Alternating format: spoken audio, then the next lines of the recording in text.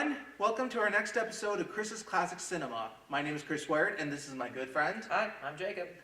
So, it's Valentine's Day, but we're looking at, when it comes to the movies we're looking at, they may be considered romances, but they're pretty unorthodox with the title. I mean, they're not like super sappy and all that stuff. No, it is my goal and mission to rebuttal the fact that these are not romance films, but anything but. In fact, I'm going to be playing the devil's advocate the whole episode, just to throw his game off. Also, want to apologize for this. We'll get to this in a second. Yeah. When it comes to these films, some of them have been around. I mean, they're still popular after so many decades. Still getting remade, even. Yeah. And the first film we're going for is the one that's been basically remade a couple of times and is still one of the most iconic movies in American cinema. Before Beauty and the Beast, there was the eighth wonder of the world himself, King Kong. A film crew find themselves on an uncharted island, and unfortunately a girl is kidnapped and handed over to a giant 25-foot gorilla named Kong. And next thing you know, she becomes his love interest, and they send him to New York. If any of you know the story, you know how it ends. I mean, this movie has been around for 90 years. Yeah, 91 years. I mean, this was around the time when my grandma was like in kindergarten. Yeah, my great-grandfather, no, my grandfather, born in 36, not even conceived yet. Yeah. Now, this is a story that's been told countless times. I mean, there have been remakes, there's the Godzilla counterpart. Yeah, I mean, if we're being honest, the story itself really doesn't need to be gone into too much. Most people will know the story of King Kong, and he summed it up pretty well. You know, they go to Skull Island, they discover the eighth wonder of the world, they bring it back to New York City for show and tell. And he climbs up the Empire State Building. And then splat. And back then, that was the tallest building in the world. It was the tallest building in the world at a very controversial time when, you know, the Empire State Building is, like, this whole movie is very period for its day. You know, like, because leave it to the Americans to discover the eighth wonder of the world, and then also leave it to the Americans to build the tallest skyscraper in the world as well. And the Empire State Building held that record for about 40 years. 40 years it's held it. Yeah. With that, let's talk about the cast. We'll talk about the beauty herself, Fay Wray as Ann Darrow. Mm-hmm. Now, at first, you can tell that she's sort of like a spunky girl. I mean, she's having trouble getting a job. Next you know, she's offered a job to be an actress in this big movie, but she finds herself on like an adventure that beyond her worst nightmares. Basically, yeah. You know, and much to her credit, even though she's a very spunky and very go happy girl at first, what a set of pipes on her. Just the screams. You know, the screams themselves are legendary to this day. Not at the level of Wilhelm, but approaching. I mean, she was even called the scream queen of her time. Mm-hmm. And unfortunately, this does make it a little cliche because she becomes the basic damsel in distress. Yes, but that was a time when that was not really done before. Yeah. You know, she was one of the original damsels in distress, as it were. And then you have Robert Armstrong as the producer of the film, Carl Denham. Mm-hmm. And you can tell that he wants to get this movie done, but you can tell that he also cares about his cast and crew. Mm-hmm. Yes. He even has this cool invention of a gas bomb that can take a giant animal out like that. Mm-hmm. Then you have Bruce Cabot as his first mate, Jack Driscoll. He falls in love with Anne, and he's willing to do anything to help her when she's in trouble. Mm-hmm. And then you have the eighth wonder himself, Kong. Yeah, Kong. Not played by anybody in particular. In fact, if anybody really was playing Kong, it was probably Willis O'Brien, who was the lead special effects artist for the whole film. Now, this movie was groundbreaking for its stop motion effects. Yes, you know, having developed a lot of the techniques were used in like one or two other films. One example would be the 1925 version of Arthur Conan Doyle's The Lost World that featured dinosaurs. And the other film technique that was used could also be seen in The Invisible Man. But yes, there were four major different techniques used for those really weird composite stops. Because something that wasn't done before this was stop motion animation with matte screenings and also live action sequences, all in one single shot. And they used 4 different methods to get that done.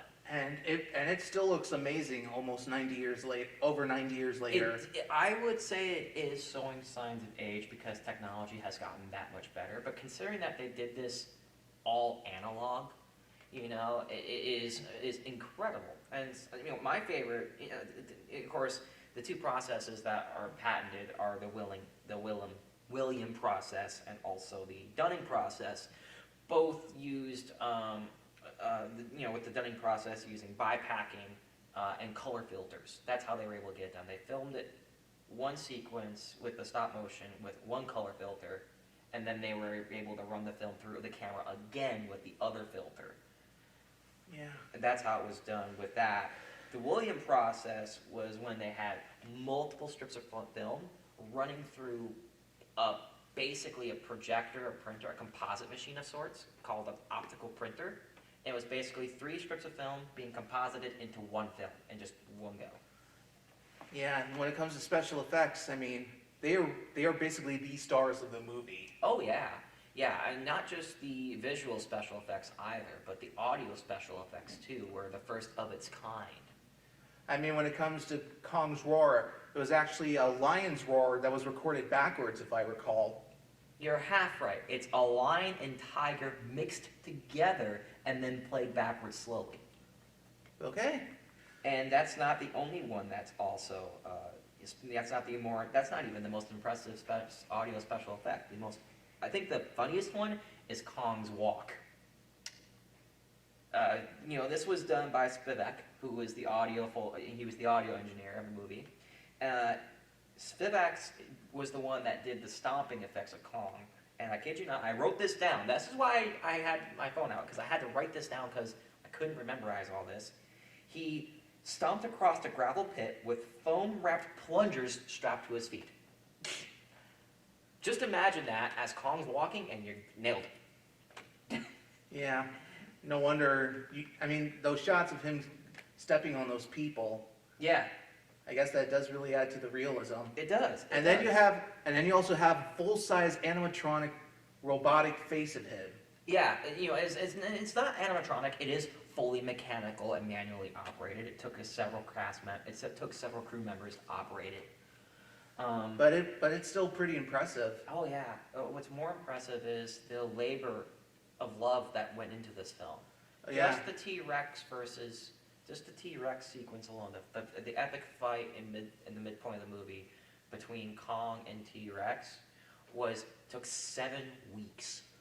And that 7 weeks. And some of the just for one scene. And some of the movies were actually inspired by wrestlers of that time. Yeah, yeah.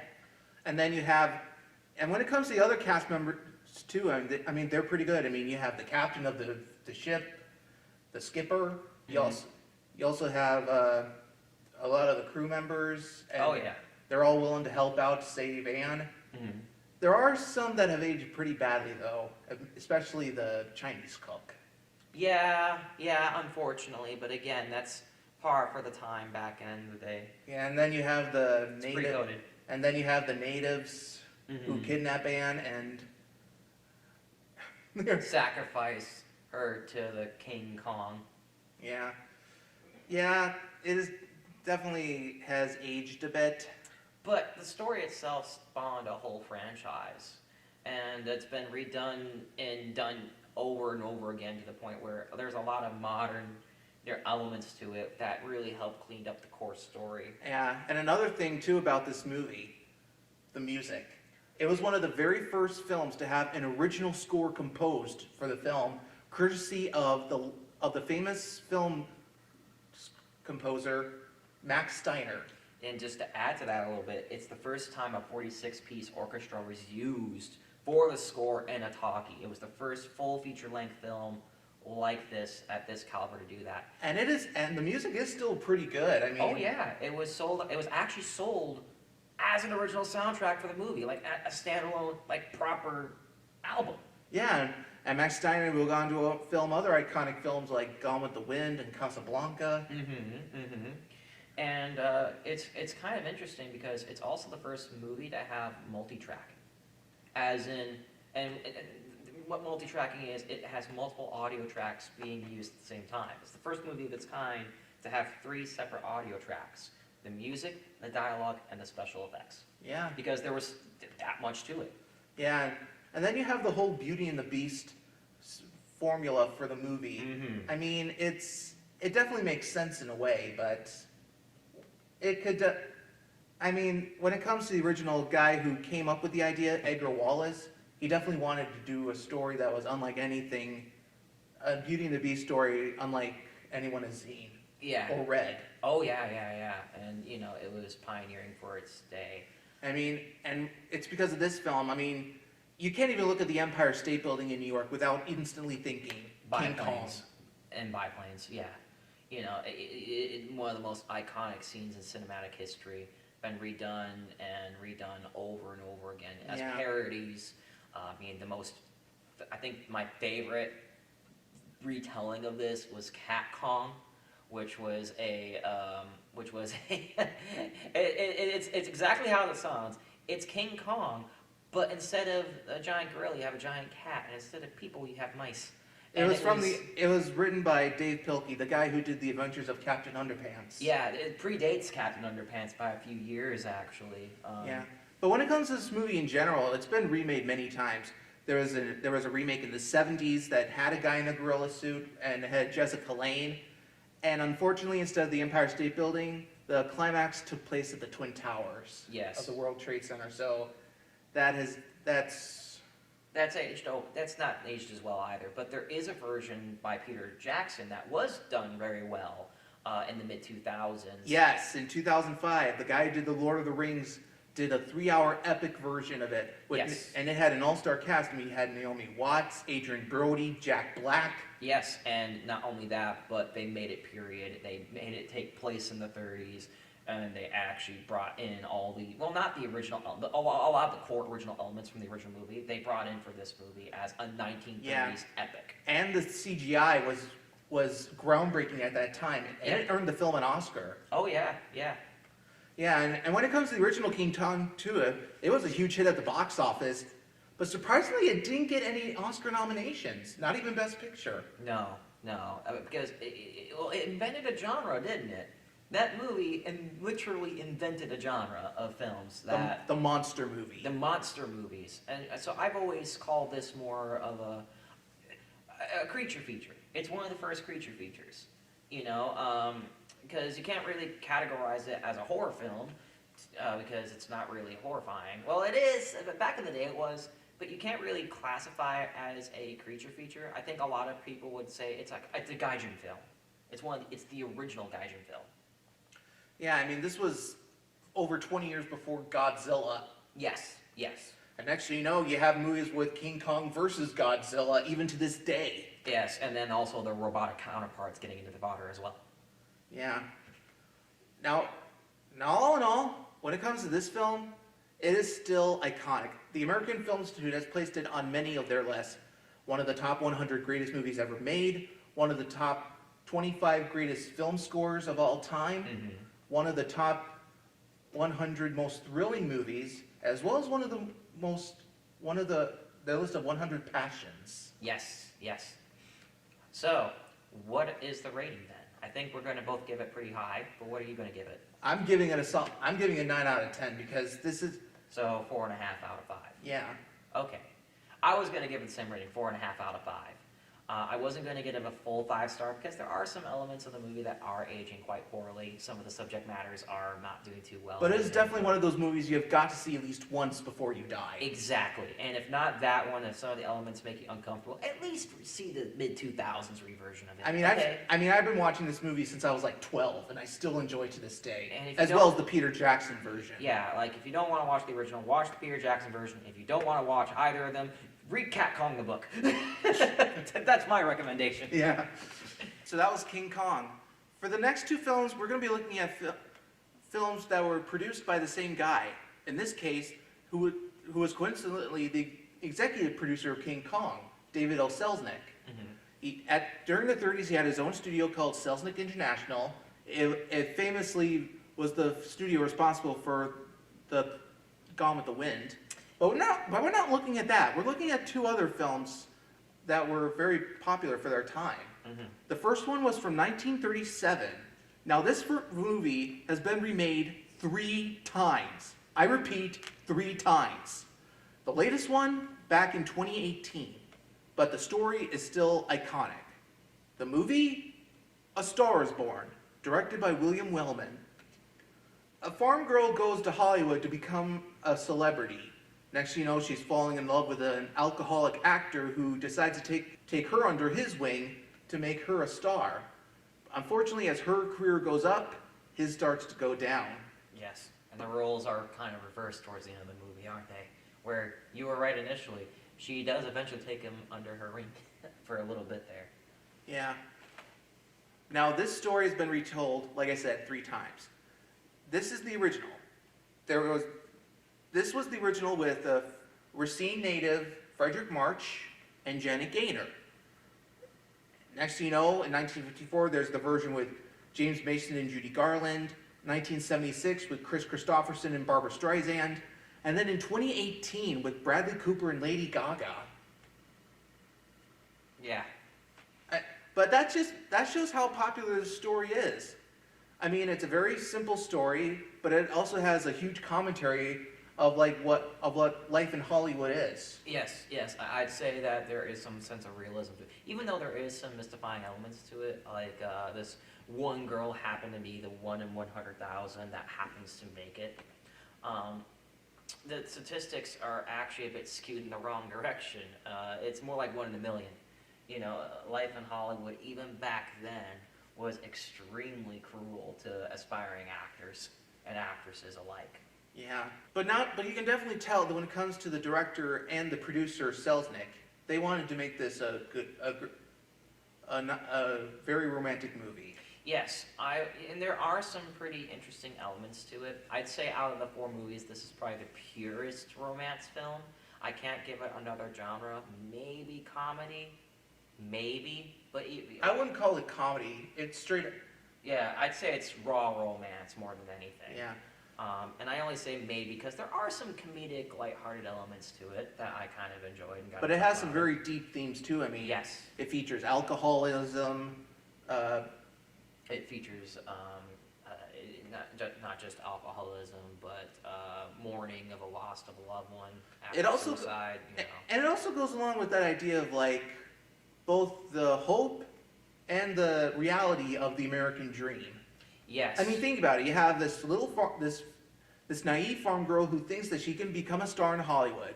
Next thing you know, she becomes it, but it comes at a price. Yes, one that her grandmother originally foretold at the beginning of the film. You know, her grandmother, wisely telling her, "Hey, I had to do something similar. You know, everybody thought I was crazy going out west and making for me and my husband to make make something of ourselves and follow our dream. But we had to make some pretty crucial sacrifices. We had to literally sell our heart and soul to our dream, and that was the cost."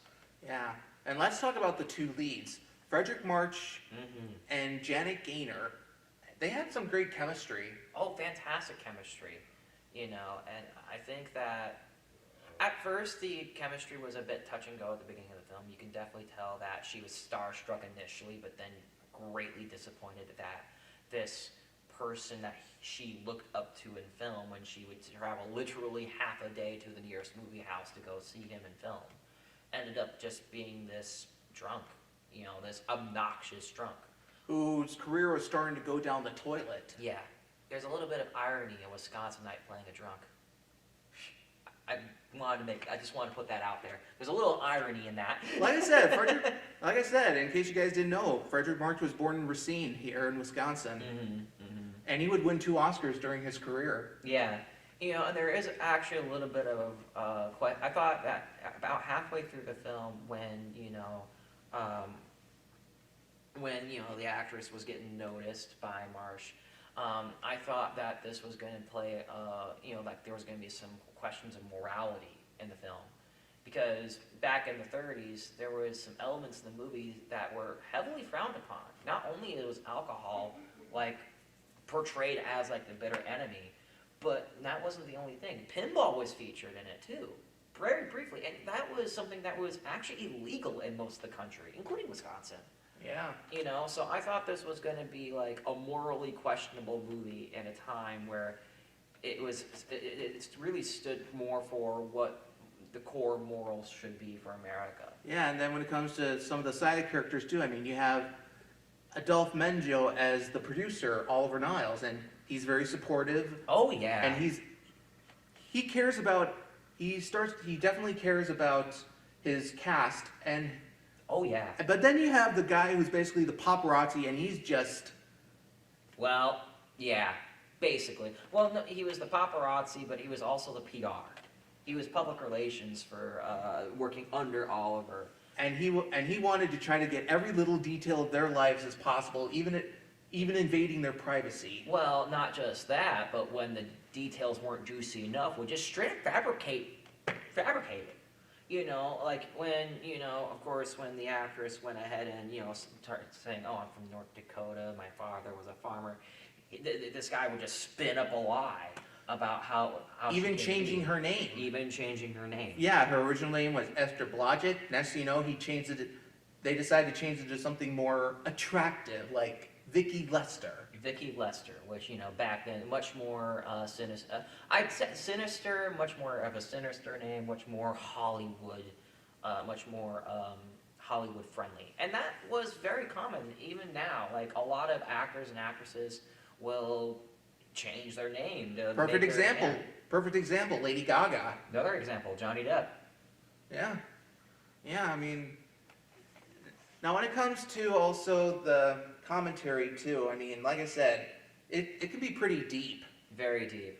It does show like both the ups and downs of Hollywood life at that time. And it definitely shows the struggles of alcoholism too, where it's literally impossible for you to escape it, Even going into a sanitarium, it doesn't help. No, it really doesn't. It's literally a lifelong battle. I mean, that scene alone of him drunk when Esther's getting her Oscar. Mm-hmm. I mean, it's just heartbreaking seeing him. I mean, he knows that his career is over. Yes. And he's basically lashing out at everyone. He's drunkenly lashing out at everyone, saying, I had the worst performance ever. I'm the worst actor ever.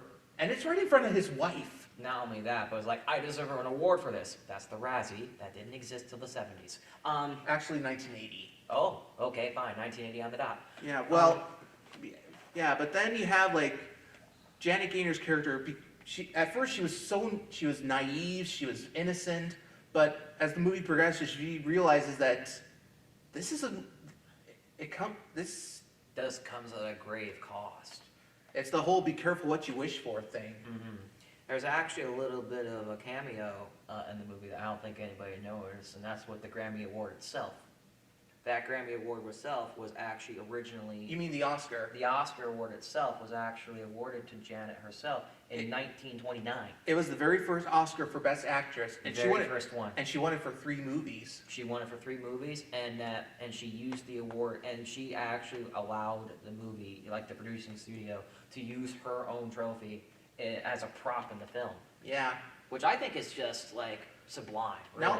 Now let's talk about the production, because they wanted it to be a big Hollywood movie. Oh yeah. I mean, you have very elaborate sets, very modern. Oh yeah, I made note of that how modern everything really felt. even by today's standard, especially even the honeymoon scene where they're going on the honeymoon phase where they're driving a car and trailer, that felt the most dated, but not by much. Even now you get a lot of that's how my parents had their honeymoon.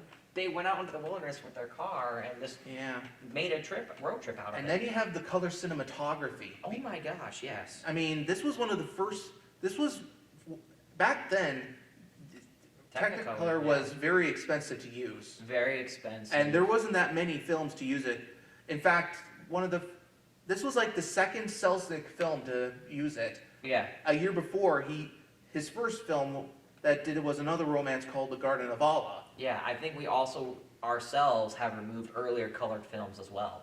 Yeah, and this was, and when it comes to the Technicolor, it really brings Hollywood to life. It does. That bygone era.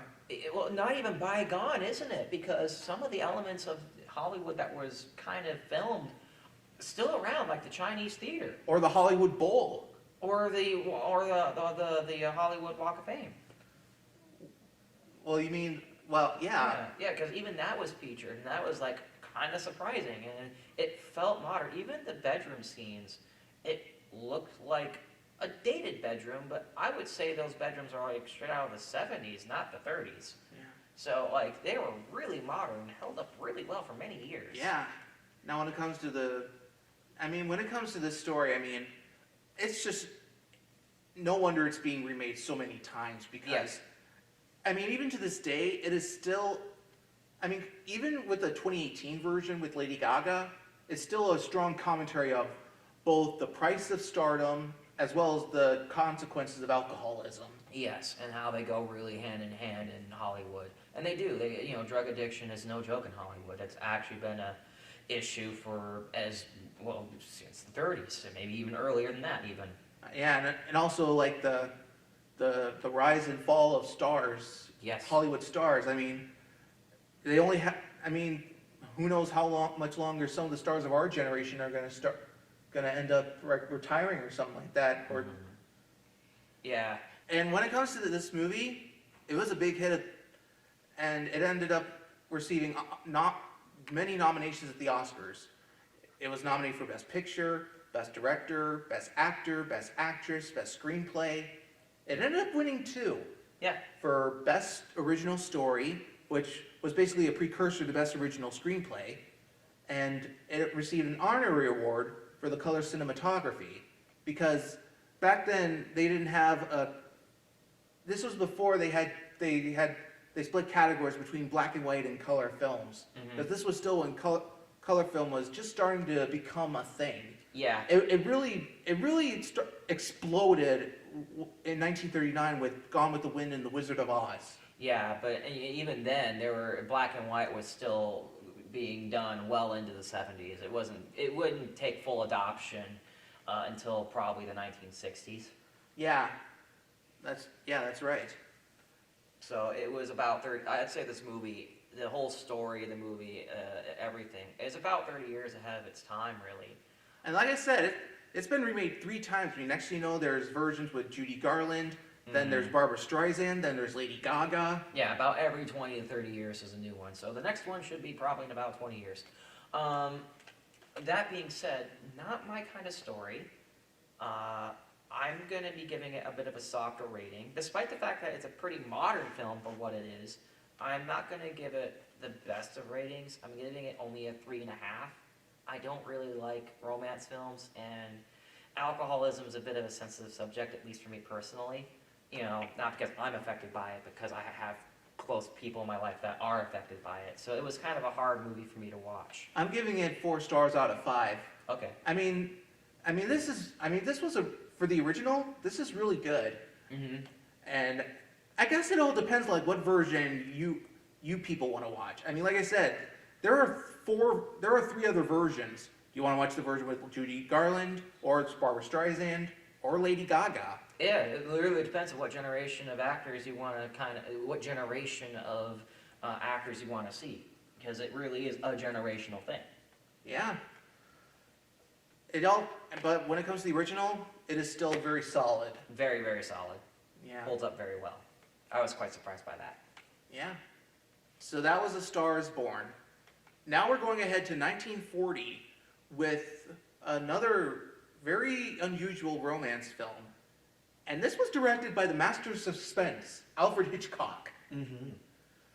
And like I said, this was produced by the same guy who did A Star is Born and Gone with the Wind, David O. Selznick. And it ended up earning Selznick a second Academy Award for Best Picture, a year right after Gone with the Wind. The film, Rebecca, based on the popular book by Daphne du Maurier.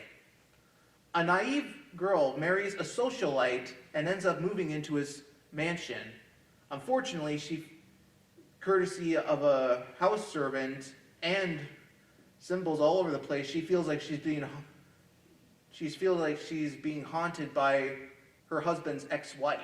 Yeah, I think it's more accurate to say that she's basically living in the shadow in place of the socialite's former wife. I'd say not ex, but basically, well, yeah, ex-wife, former wife, because she died. Yeah. Now this was a film I had never seen before, and I really enjoyed it. Lots of twists and turns, isn't it? It is a ride. Well, what'd you expect from someone out of Alfred Hitchcock? I mean, look at all the films he's done. Rear Window, Vertigo, North by Northwest, Psycho, You The don't Birds. expect it, because this was his American breakout film. Yes, and This before was that, his very first American film. and before that, he had done many films back in England. Oh yeah. But this was the film that put him on the spot of great American directors. Oh yeah, and I think sadly that's partly due to the war. Unfortunately, with the war breaking out in Britain a bit sooner than here in the States. Yes, World War II was starting. So Alfred Hitchcock, not much work for him to do in wartime Britain. So yeah, coming over to Hollywood was probably the next best thing he could have done. And to do it under a guy like David O. Selznick, I mean. Oh yeah. Like I said, this was around the time when he was just about done with Gone with the Wind. Well, they were actually being produced at the same time, and there was actually a little bit of drama involved in the two movies, and Selznick and Hitchcock. Not much. They actually got along pretty well as friends, as producer and director. It all had to do with the last scene of the movie, the R. We'll get into that later. Let's talk about the cast first. You have big stars like Laurence Olivier and Joan Fontaine as Mr. and Mrs. De Winter. You never find out Mrs. De Winter's first name, just like in the original book. But when it comes to her husband, Maxim, you can tell that he's a guy that has sort of a secret past. Oh yes. And then you have Joan Fontaine. She's this very naive girl who somehow instantly falls in love with this millionaire. Next thing you know, she's moving to his house, and next thing you know, she's starting to be psychologically tortured. Yeah, tormented. Because she feels like she's in the shadow of his former wife, Rebecca. Yes. And constantly being teased and bullied by the lead house manager. The house servant. The house servant. Yes. Teased by her. Yeah, and when it comes to the house servant, Mrs. Danvers, played by Judith Anderson. Now Such a chilling role. She is the kind of woman you would not want to have in your house. And it's the kind of role that would be replicated time and time again, You see similar characters like that throughout film history, even in The Simpsons. Because there wasn't really a character quite like her before that. This servant of a master who has since passed, basically. And she's wanting to do everything she can to basically make sure that the memory of his ex-wife is not forgotten. Even making sure that everything in her old room stays as it is. Perfectly preserved. Do not touch, do not pass go, do not collect $200. Yes, and then you have other characters too, like there's Mr. De Winter's friend. Then you have Rebecca's cousin, who keeps popping up now and again, played by George Sanders, who we talked about earlier a few episodes ago when we did Samson and Delilah. And when it comes to this movie in general, I mean, the original book is considered gothic, and this, when it comes to production, it just screams gothic. Yeah, and the funny thing is, they had to tone it down. Like, that's the code. It's the code of the day. They had to tone it down a little bit here and there. And they actually had to add an extra twist at the end of the film to get around some of the coded rules of film back in the day. One of which was that, and this was a bit of a spoiler, so turn away if you don't want to hear this bit, which is no crime goes unpunished in film. In this case, murder. They got around it by ruling the death as a suicide instead of a murder. Yeah. That's how they got around it. That wasn't in the book, but they added that little extra twist of, no, it was terminal cancer. And that was how they got around it. Which I think is just, so you had to add an extra mind-boggling twist in the movie just to get around that? Wow! Hey, it works in a way. It worked. It worked in its favor. You know, just it illustrates how much of a genius Hitchcock was back in his day. You know, he was so good at his role in film, and this is what sets him apart from any other director, is that Hitchcock wasn't there to direct a film or tell a story. He was there on behalf of the audience who was going to be watching it later. And if it's one thing Hitchcock knew what to do, and this is going to sound a bit worse than it actually is, it's that he knew how to deliver a climax. He knew how to deliver a climax in a film and give the people what they want. A good climax and a nice bow, a nice ending as well that people can walk away from and go, whoa. You know, that was his game. That was what he did. The perfect example I can think of is Psycho. Yeah. I mean, the shower scene is so iconic. The ending is iconic. Oh, yeah. You know, if it's one thing that, and this does circle back around to the end of the movie, and yes, there was a point to me going into this, is he was a master of subtlety, which is why at the end of the movie, we get the R silk screened onto a pillowcase. Originally, the producer wanted it to be a smoked shaped little R, like it was, you know, during the burning of the building, there was the building was on fire, and they wanted the smoke to manifest the letter R. But that wasn't subtle enough for Hitchcock's liking. So while the producer was going to finish Gone with the Wind, he actually edited the movie while it was still in the camera to have the silk screen letter R and have that scene done, extra little scene done, to try and get one over on the producer. Hey, it worked. It worked in its favor, but also the producer really liked doing... It didn't work and it did work. It didn't work in a way because, what was the producer's name? David L. Selznick. It worked. It didn't work because Selznick loved post-production. That was like what he relished in. That was like his bread and butter, was post-production and editing. So it didn't work. But when they screened the movie as a test, they liked it so much they actually rejigged some of the movie specifically to tailor itself around that ending. Yeah.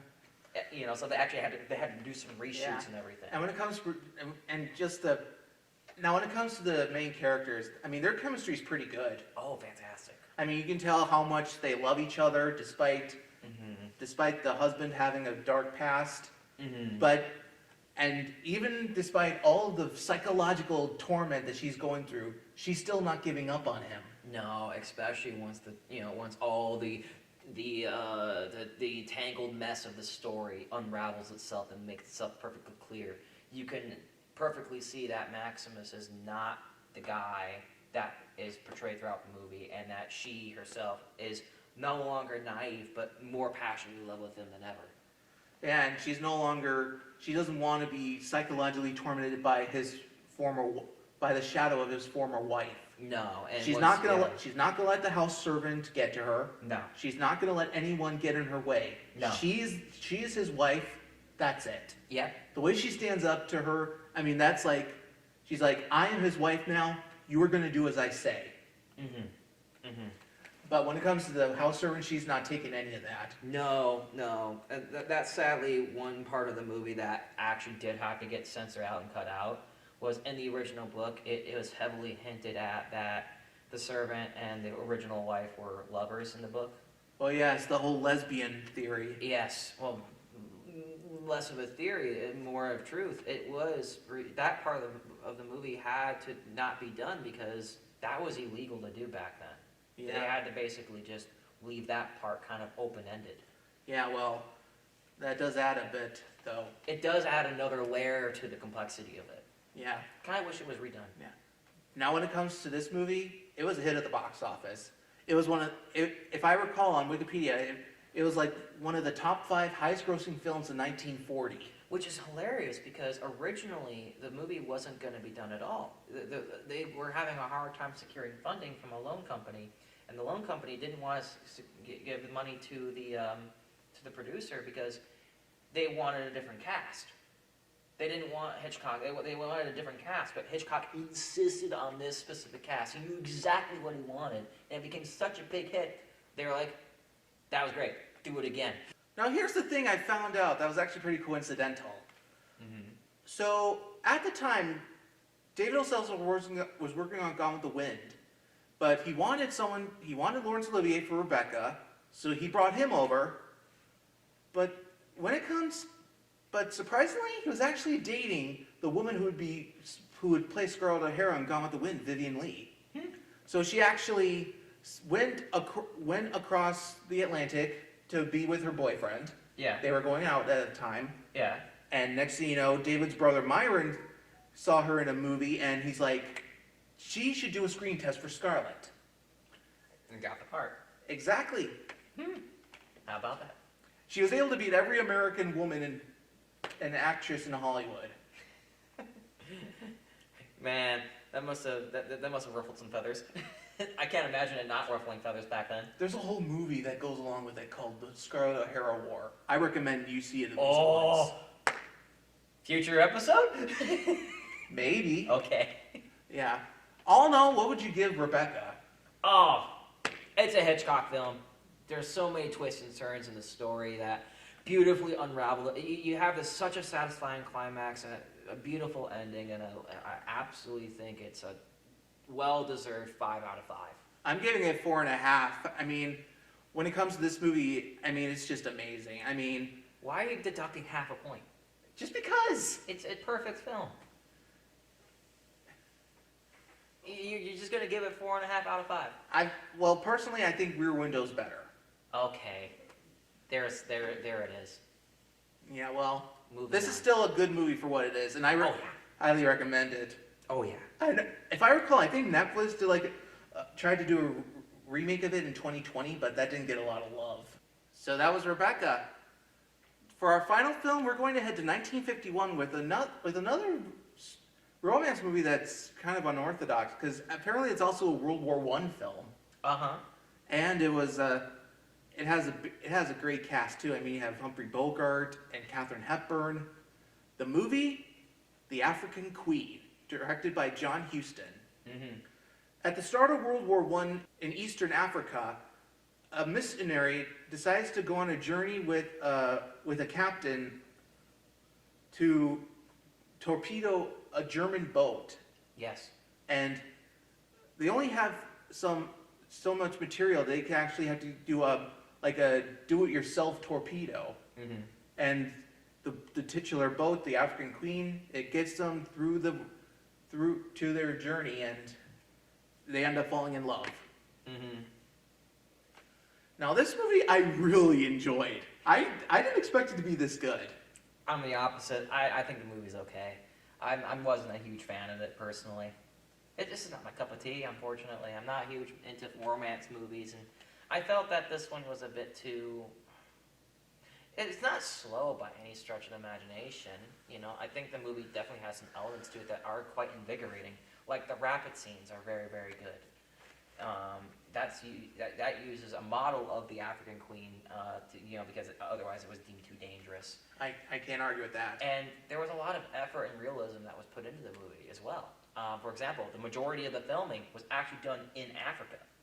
It was done in, I believe it was done in Uganda as well as the Congos.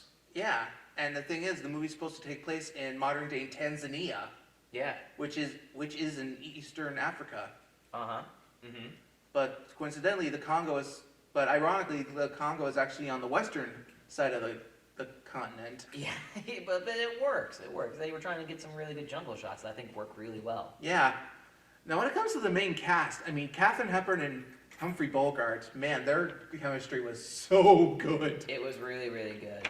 Of course, you've got it's basically the trope of one character that's really grizzled and very unrefined, and then you got this really, this really proper missionary that's, quite highly intelligent and a bit of a socialite of sorts, and you could tell that she's smarter than she leads on. At first, she kind of plays the role of just not a damsel, but just a woman who just wants to go from point A to point B to get away from the war, basically. Just back to safety, where he's just kind of just this grizzled man that doesn't want to put up with any BS. Yeah, well, there's also most of the movie is just those two. The only other side characters are mainly in the first part. There's there's the missionary's brother who dies after seeing everything he built be destroyed. By the Germans, and then of course there's the German soldiers themselves. And they're basically the bad guys in the movie. Mm-hmm. And that's it. Yeah, those are the only Those are the only characters. Most of the movie is just Hepburn and Bogart. Mm-hmm. Mm-hmm. But they really work out really well. And when it comes to this movie, it actually earned Humphrey Bogart his only Oscar for Best Actor. Which is criminal in its own right. I mean, think about it. I mean, there are so many other iconic roles he has, especially Casablanca. Mm-hmm. Yeah, and he didn't even win Best Actor for that. No. And then when Katharine Hepburn, I mean, she was nominated for Best Actress in this movie, but she lost. Mm-hmm. Yeah. But still, and then you have the boat itself, the African Queen. And oh, yeah. It is a nice little boat. It's a nice little boat. Still kicking, still going around. That is true. You can actually see the boat in person at Key Largo, Florida. Apparently, it's also part of the U.S. National Registry of Historic Places. That's not the only boat in the film that survived. There's one other. Well, it's not the boat that the German warship that the boat that the German warship was based off of and modeled after. Yeah. The ship itself was actually just a tugboat, and that of course went out of service after a while, as most boats do. But the ship that it was modeled after is still going. Where? I believe the British have it. Hmm. Well, if you want to see the African Queen, like I said, you can go down to Key Largo, Florida. You can even take a cruise on it. Yeah. There's actually, we talk about the British a little bit. There's actually a little bit of drama involved. I'm always into the dramas of films being made, aren't I? Yeah, I found out that a lot of the cast and crew got really sick during the making of this movie. Except Bogart and except John Huston. John Huston, because they didn't drink the local water. They drank whiskey. No, that is literally what they said. That is a telling of it, is they were drinking whiskey instead of the local water. Even Hepburn wrote an entire autobiography about her experience in the movie. Oh yeah, she had in the scene where she's playing the organ, she off camera, just out of sight, there's a puke bucket for her to just, in between takes, sorry for the motion there. If you ate lunch and that made you upset, I am sorry. Yeah, and she even had, but it just shows how... That's not even the only bit. That's not even the only bit. Most of the movie, yes, about half the movie was filmed in Africa. The other half was filmed in London. Well, because a lot of the underwater scenes and the rapid scenes and all that were deemed too dangerous in Africa. Because we're talking real big, heavy camera equipment, and this sort of thing you didn't do that. Yeah, I can definitely tell they used like a blue screen or something for some of the scenes when they're in the rapids, because they don't want anyone to get hurt or even killed. No. That was a scale model. That was a scale model rapid scene. But yeah, no, the whole movie itself, the whole movie itself was done in a studio near it's Wharton Hall. That was it. Morton Hall was where they filmed a lot of the underwater shots and the more complicated scenes that were deemed way too dangerous for the film. But still, the shots done in Africa are really good. Very, very good. And in Technicolor. Yeah, I mean, you actually get to see animals in their natural habitat. Mm-hmm. And the ship and the tug and the little putt-putt steamboat itself, is so endearing. It's the true you hero. just want to root for that little boat too. Even at the end, That boat went through everything and just they blew it up. hey, spoiler alert, at the end the boat did technically save the lives of its captain and the girl. Did you know that, going back to the London bit, that Bogart was originally supposed to have a Cockney accent, but Bogart couldn't be bothered, so they just changed his nationality from English to Canadian. Because, all right, we see your point, fine, we'll cheat. You're Canadian now. Well, I guess it'd be no different than Dick Van Dyke when he did Mary Poppins, no offense.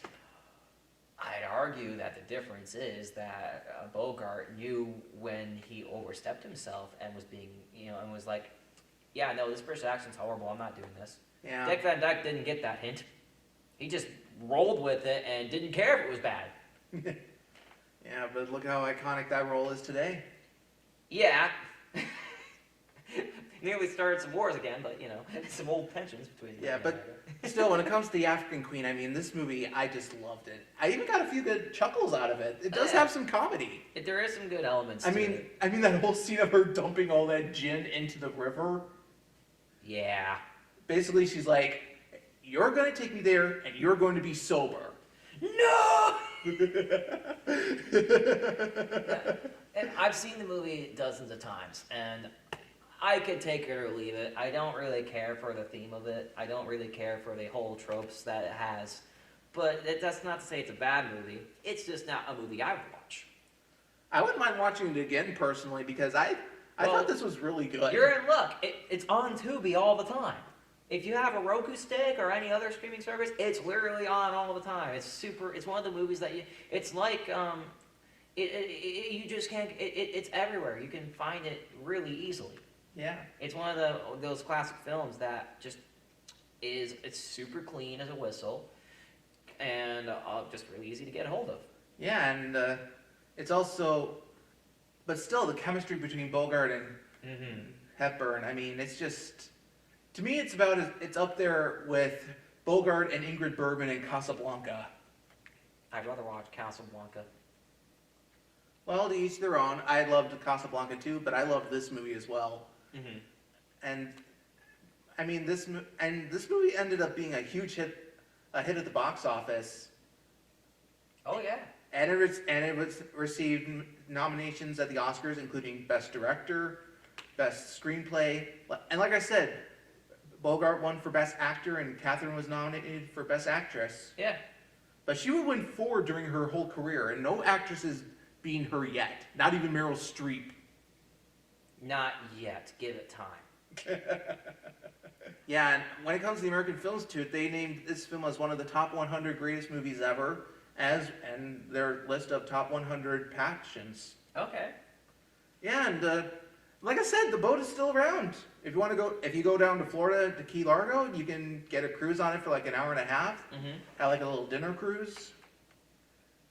I don't see where you would have the dinner cruise. That's a pretty small boat, Bat. It's 30 feet long. That's not that. It's not like. I mean, that's a good sized boat. Yeah, with an engine on it. Most of the boiler is still in the. Like half the boat's being taken up by the boiler. Yeah, I actually found out that when it comes to the boat, it was actually originally built in 1912. So that means the boat was about 40 years old when they used it. And again, that boat's been through hell and back. that boat's been through stuff. It's one of those movie props that's just been used over and over again. You're wondering, how is this still here? Yeah. This shouldn't exist. Overall, rating. I'm giving this 4.5 out of 5 because I really enjoyed this. I wouldn't mind watching it again. I've seen this movie a billion times, and honestly, I could take it or leave it. It's a good movie. And I think anybody that wants to watch a romance movie or a World War I movie should do it. Or any Bogart fan. Oh yeah, but even so, I'm not a Bogart fan. I'm not huge into romance. I'm giving it a 3 out of 5. But I'd give it a 2.5 if there was stuff I can complain about with the movie. But the only complaints I have are largely just personal complaints, like I don't like the genre and I don't like Bogart that much. So it's well, I can't argue with that. I'm biased against it, so I was going to give it a worse rating regardless. Well, 3 out of 5 is okay by my book. I'd say so. Yeah. So that was The African Queen, and that's the end of our episode. Next episode is going to be our season finale, and we're going to be doing something rather interesting. Yeah. Do you want to announce it or want me to? It was my idea, but you can go for it. It's time to light the lights because we're looking at movies courtesy of the Muppets creator, Jim Henson. Have a good one. Bye. And yeah, until then, I'm Chris Wyatt. I'm Jacob. Thanks for watching this special episode of Chris's Cinema. Have a nice Valentine's Day, and we'll see you next month. Yeah. Bye. See you in spring.